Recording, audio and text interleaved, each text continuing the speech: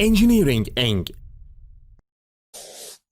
PDF document of this video is on engineereng.com. Friends, hello. In this video I want to get a start with loop in MATLAB. In these loops I will first start with the if loop. If is not actually a complete loop. So to say a loop, it has to window over again, etc. You can only make one order in F. If so, do this. If not, you can think of it as skip here. If you wish, let's just try to understand if in this lesson. So I opened a new script file and we are starting to work on if. As always, we write our classic commands here. We set clear all, and after leaving a blank line, let's start the process we need to do. I will take two values as follows to simply explain to you guys. I will say let x equals to 8. I made my assignment so that y equals to 3. Now, after doing the process like this, guys, I left one more space. Friends, we use if as follows. I typed if, I left a blank space. Here I will show you the role of if by doing various manipulations. If else, how to use, I will try to show it. Now I have to give an order to what we call if. I say here, let's consider it simply in the most basic way. For example, I gave a very simple order. For example, if x greater than 7. If x is greater than 7, yes, if x is a value greater than 7, says it is 8, I jump to the bottom line. Normally you don't have to skip to the bottom line. You can leave a blank and continue typing, but to make it look more stylish, I recommend writing in this way so that you can see the process you are doing more clearly. So I recommend going to the next line. I say if x is greater than 7, so if this condition is met, assign the value 5 to y. Friends, in this way you complete the command with AND. You must complete the initial if with AND. Then I close it here to see the new value. The final version, I'm out of command here. Now I'm out of the AND. I say I want to see y1. When I'm waiting for him to do no, I will check and run it accordingly and confirm what I expect and whether it matches what I expected. Say,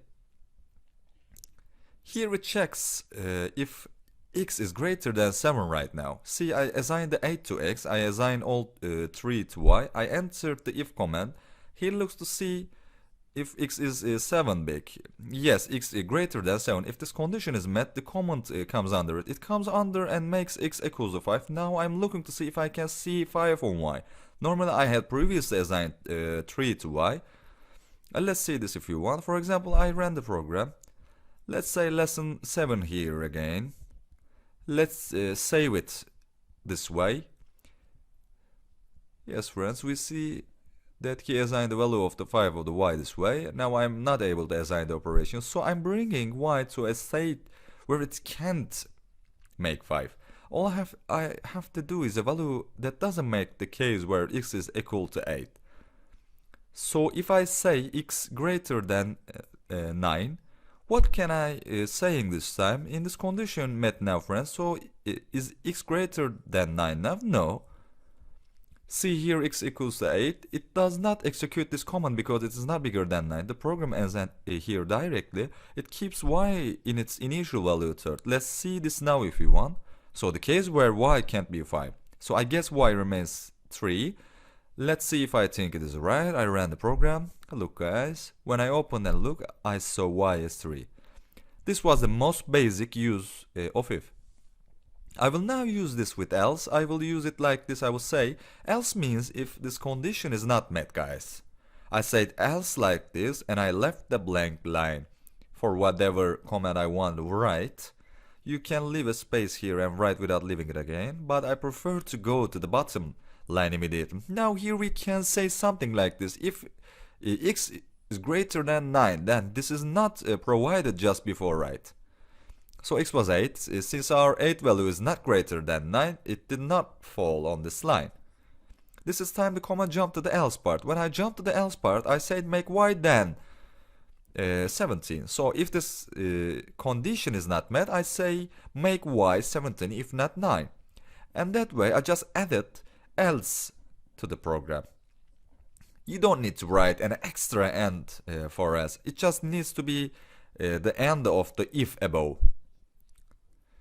What am I guessing now? I always see the final value of y from there by not putting semicolons in front of y. I see y lost by removing the semicolons, you know. I'm saying here, at first it was x8. I'm running the program down the road in my head and I'm looking to see if I can see what I expected, right? I'm looking, I assign the value 8 to x, I assign the value of 3 to y. Now he asks me, entered if loop. If x greater than 9, x greater than 9, if x greater than 9, make y 5. I'm saying now x is neither greater than 8.9 or not. So I can't make y to 5. Where will it automatically jump to the else part? If this is not happening, I skip the else, make by 17. Automatically skips y here, guys, makes y 17, and so I expect to see y 17 here. Now let's see if the program can meet this expectation. I guess I will see y 17. Yeah, I've seen y now 17. I say I thought right. Let's take a look at the use of else if. Now it means else if.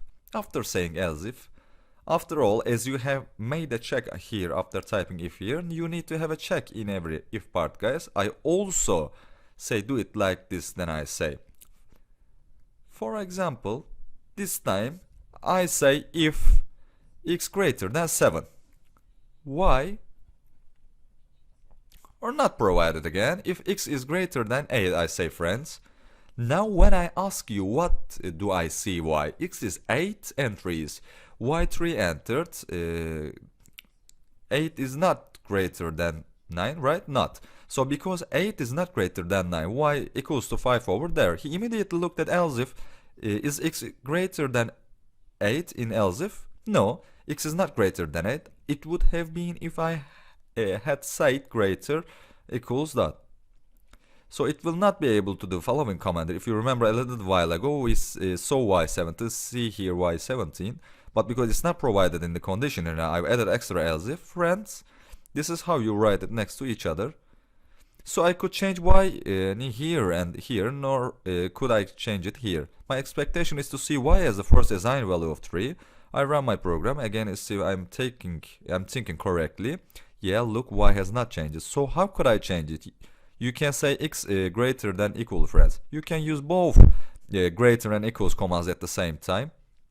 Look, since the condition here is now met, I expect to see y as 17. You just saw it was 3 again.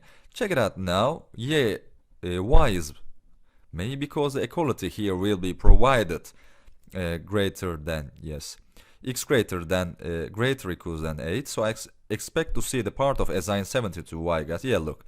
Thus equals to 70. Well, I saw that I can control it big and small. And how do we control equality, guys? Here is the way to check this. You write two equals like here.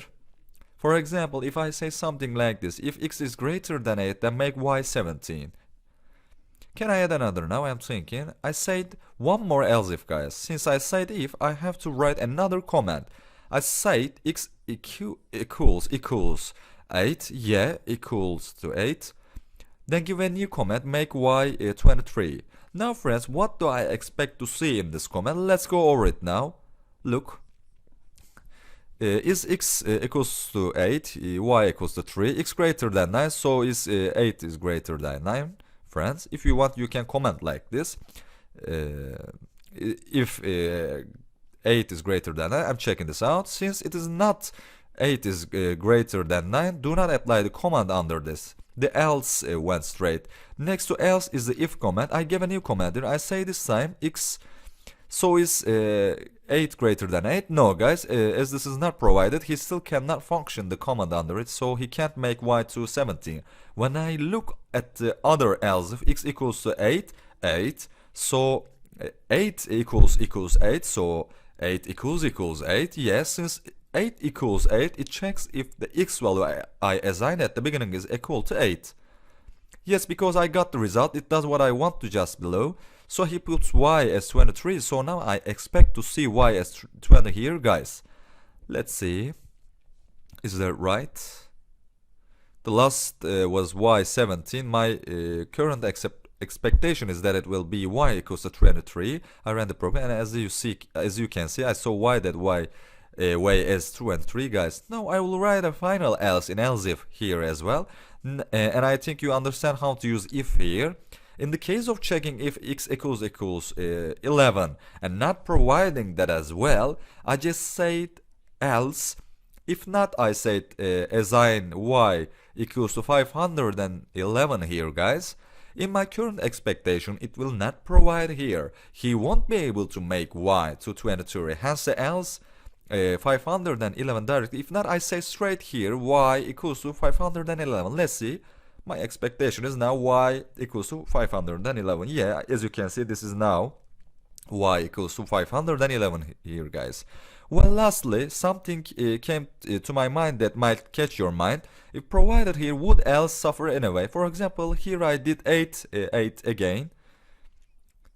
This run is provided right now, right? Since x equals to 8, he equals to 23 below, it definitely doesn't hit the else part and do 511, because if the if is provided here, so if equals to 8, that's equal. Since the equality is achieved, it makes y equals to 23. This time this else is not provided. Can say if it is not a command. Yes, since x equals to 8, I expect the 23 again this time. Let's complete our process by checking it for the last time before I solve the 511, guys. Finally now, here my expectation is the following equality. The if rule has been provided. I said that he will not stop by this part, because if not, it is not provided because x equal to 8. So he executed this command because x equal to 8, will not call else command automatically because the following condition is met. I'm waiting for y for the last 23. Let's see, I'm checking it if it is correct. I ran it and see, friends, so y equals to 23. These are the shapes we can apply with if. We try to understand else if. Are you considering continuing with different little commas in other videos? I hope to see you in another video. Goodbye.